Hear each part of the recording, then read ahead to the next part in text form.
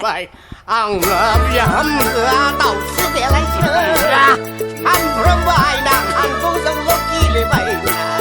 nâng nhân nua leng nè bớt nó không đã sửa mòn đạp vô vậy nè gan phải bị đục nó sửa dùng ăn mà ơi bị hâm dơ tàu sư để lại anh na khăn giống dâng lúc kỳ lệ vậy này nó phâu dar khâu lô ta hộp bay này chấm phốp chân lô số mày lên này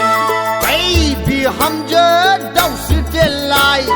anh na khăn dâng lô kê lệ bay này xin nó phâu dar khâu lô ta hộp bay này ha sang lại sai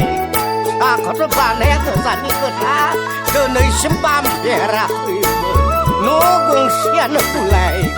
anh đem lên một dạng lệ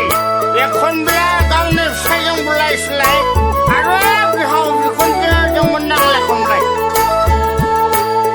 ông nó bị hâm dư áp xa sẽ khâu nó lại xì lại ngô cùng sẽ khâu nó cứ lại cùng chơi cùng bài cứ sự này là bữa này bra ai em nhà bữa mà mong này mà mong nó là bữa khơi là nó nên phải thật vậy học ra ông nó bị hâm dư áp xa sẽ khâu nó lại xì lại ngô cùng sẽ khâu nó cứ lại cùng chơi để con làm xây dựng lại sửa lại vì hậu vì con giờ dân năng lại không lại ấy vì ham giờ đâu sự để lại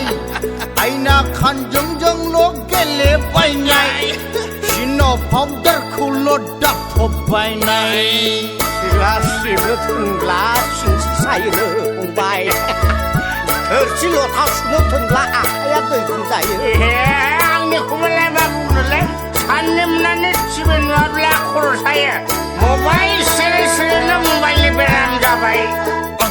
bị hâm dơ là ship nơi chân plá chân chai xì lột ta sửa plá đấy con trai vậy anh mua lẹ gặp lên rồi đây nè mình sửa lại thar từng carbon này cứ giảm số độ muốn nằm sơi nhưng hâm dơ lại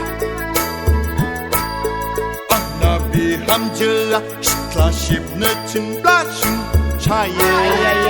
xì lột ta sửa plá đấy con trai anh em chỉ bên ngoài là có saya